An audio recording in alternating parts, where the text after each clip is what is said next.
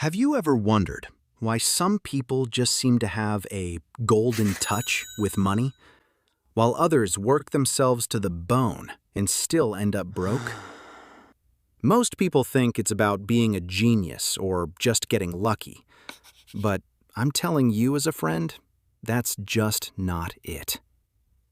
The real secret, the thing that actually changes your life, is mastering the psychology of money. I've gone from being totally broke and making every mistake in the book to building a company worth a crazy amount of money. And it wasn't because I was special. It's because I stopped letting a broke mindset run the show. In this video, we're going to dive deep into identifying your subconscious money script, breaking through your internal wealth ceiling, the life-changing difference between assets and liabilities, how to ditch a scarcity mindset for good, beating the fear of loss, escaping the time trap to finally get your freedom back. If you stick with me until the end, I'm going to show you how to rewrite the literal software in your brain so that building wealth doesn't feel like a constant uphill battle anymore. The hidden script running your life. Think about every financial move you make. Why do you choose a certain job? Why do you feel that weird pit of guilt when you buy something nice? It's all coming from a subconscious script you probably didn't even write. Scientists have found 4 main types of these money scripts that we usually pick up as kids before we even know what a dollar is.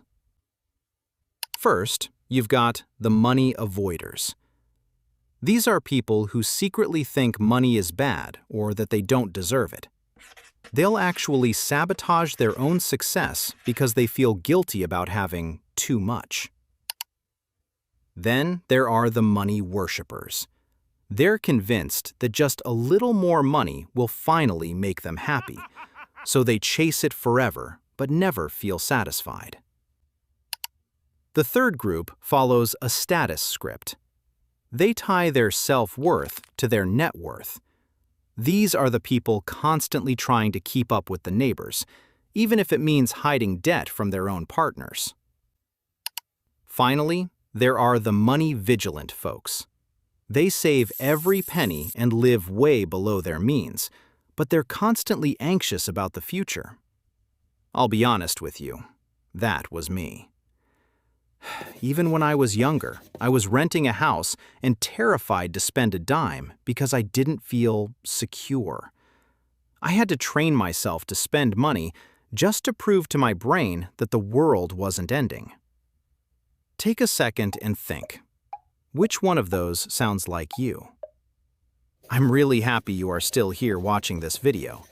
It means you're interested in knowing more knowledge about money and the mindset behind making money.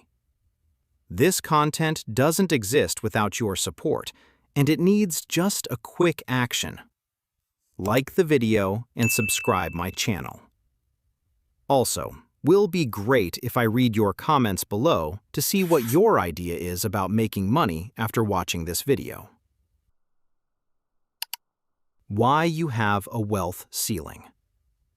Have you ever noticed that you seem to hit a certain income level and just stay there?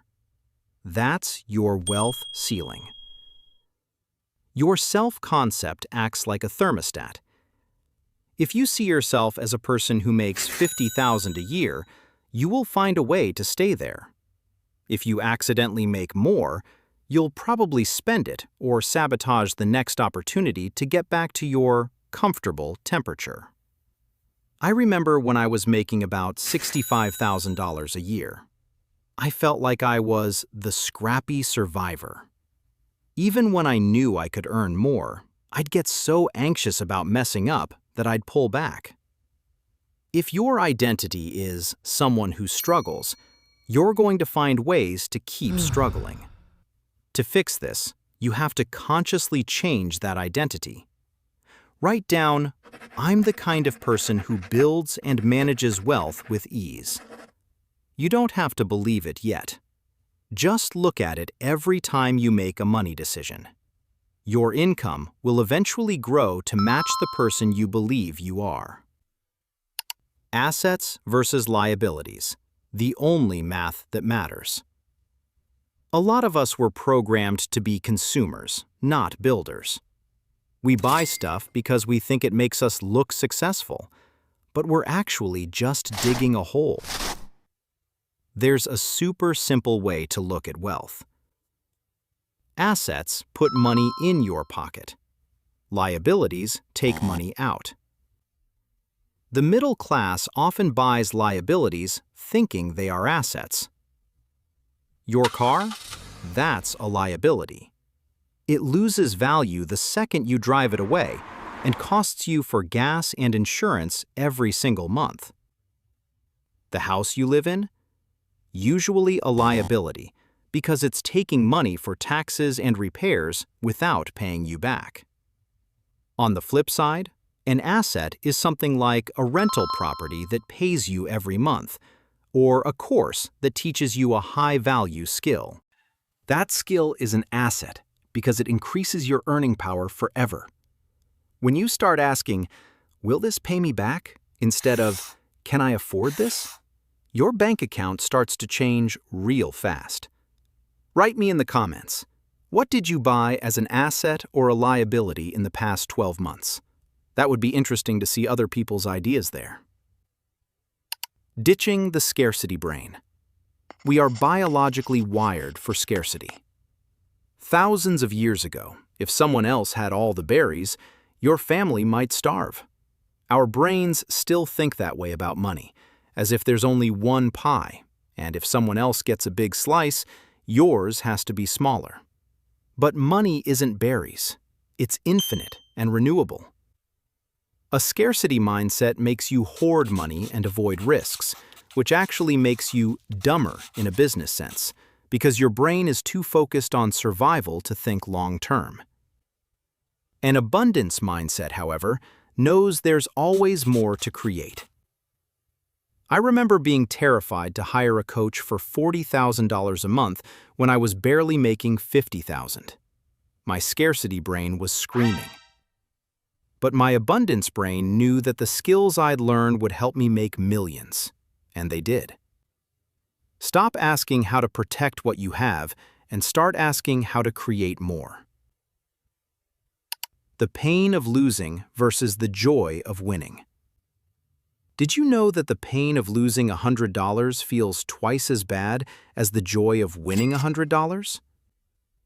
It's called loss aversion, and it's why people stay in dead-end jobs or hold on to failing investments way too long. We're so afraid of losing what we have that we never go after what we could have. I stayed in a job I hated for 2 years too long because I was afraid of the loss of leaving. But staying actually cost me way more in mental health and missed opportunities. You have to reframe your losses.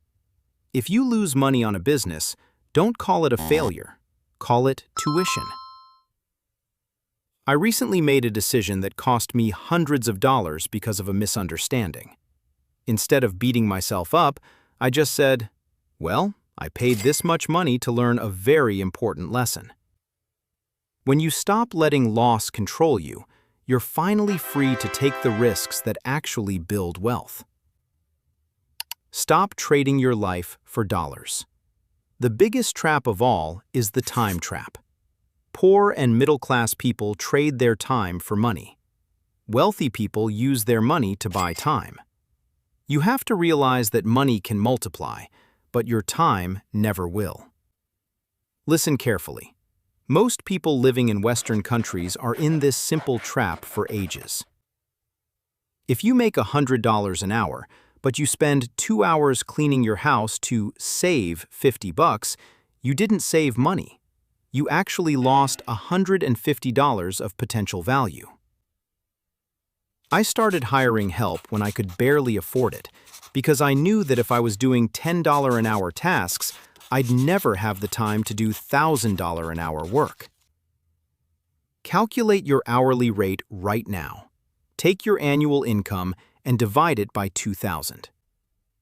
Any task you do that's worth less than that number is a task you should be looking to automate or delegate. That's how you get your freedom back. The challenge. I know I covered a lot. You might need to watch it again as I was speaking too fast. But I want you to pick just one of these shifts. Maybe it's rethinking your assets or finally hiring some help. Try it out this week and see how it feels. If you found this helpful, definitely stick around for the next one. I'll read all the comments and reply to them quickly.